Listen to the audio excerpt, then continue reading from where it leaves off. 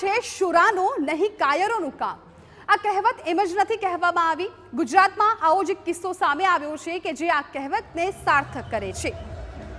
વાત છે અમદાવાદ અને હિંમતનગરની કે જ્યાં કરોડો રૂપિયાની મિલકત ધરાવતા ભાવેશ ભંડારી અને તેમના પત્ની જીનલ ભંડારીની 2021માં તેમના બંને સંતાનોએ દીક્ષા લઈ સંસારનો ત્યાગ કર્યો હતો અને હવે ભાવેશભાઈ અને જીનલબેન દીક્ષાના માર્ગ પર ચાલી નીકળ્યા છે।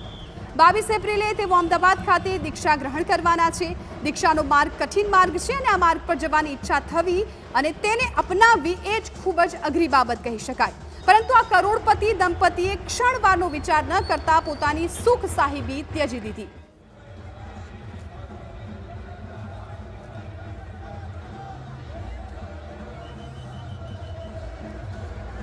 પૈસાની બાબતમાં અમને બિલકુલ ઇન્ટરેસ્ટ નહોતો, પહેલેથી નહોતો, પણ દેવગુરુ કૃપાથી પુણ્યથી આ પૈસા સંપત્તિ મળતી હોય છે અને એ પ્રમાણે પ્રાપ્ત થઈ છે અને અમને મહેનત પણ કરી છે, ધંધો પણ 20 વર્ષ કર્યો છે, પરંતુ જ્યારે દીકરા દીકરી મારા સાહેબ ત્યાં ગયા પછી એમને એ બધા આ પૈસા સંપત્તિના સુખ કરતાં પણ વધુ સુખ એમાં દેખાય છે, વધુ જીવનમાં આનંદ, એમને અંતરનો આનંદ, આત્માનો આનંદ એમાં દેખાય છે, માટે એમને આ સ્ટેપ લીધું છે।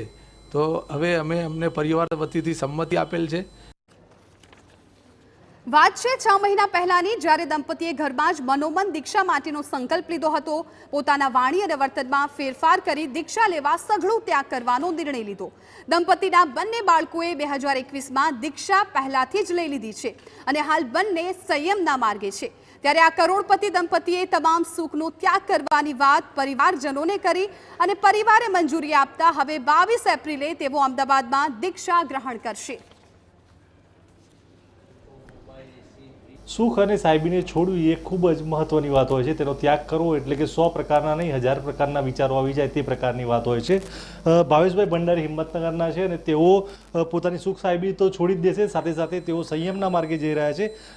તેઓ ખુદ તો પોતાની વાત નથી કરી શક્યા એમ, પરંતુ તેમના ભાઈ સાથે વાત કરીશું। આપ એમના મોટા ભાઈ છો, આપ નાના ભાઈ જે છે તે સંયમના માર્ગે જઈ રહ્યા છે, શું કહેશો?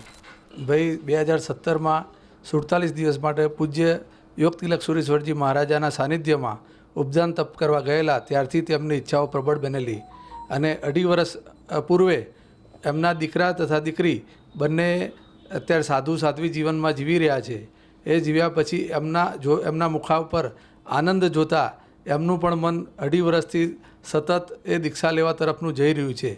તો અત્યારે 2.5 વર્ષ સુધી રાહ જોઈ સંસારનો તથા પરિવારમાં બધાની સંમતિ મેળવવા અને બધા કાર્યો પૂરા કરવા માટે રાહ જોઈ હવે એમનું મન સંસારમાં માનતું નથી, એટલે 22 એપ્રિલે રિવરફ્રન્ટ મધ્યે અમદાવાદમાં 35 મુમુક્ષુઓની દીક્ષા થવાની છે। તે પૈકી એ ભાવેશભાઈ તથા તેમના પત્ની જીનલબેન બંનેની દીક્ષા પણ એ 35 પૈકી થવાની છે। તો એમનો નિર્ણય આ થયો છે। એમને નથી પરિવારમાં સંસારમાં સુખ લાગતું, નથી ધન વૈભવમાં સુખ લાગતું, નથી એમને કોઈ વસ્તુની પરવા। હવે અમને ફક્ત એમના ગુરુદેવની આજ્ઞા પ્રમાણે જીવન જીવી અને મુક્તિ ગતિને પામે એ જ અભિલાષા એમની છે પોતાની। આ હતા એમનો પરિવાર, એમના મોટા ભાઈ હતા। તેઓનું પણ જે પ્રકારે કહેવું છે કે એમને જે પહેલાંથી ધન અને અન્ય બાબતોમાં એમનું મન નહોતું લાગતું, તેઓને એક ધાર્મિક ભાવના તેઓના મનમાં હતી અને એ જ પ્રકારે તેઓ આ દીક્ષાના માર્ગે એટલે કે સંયમના માર્ગે નીકળ્યા છે। અવનીશ ગોસ્વામી, TV9 સાબરકાંઠા।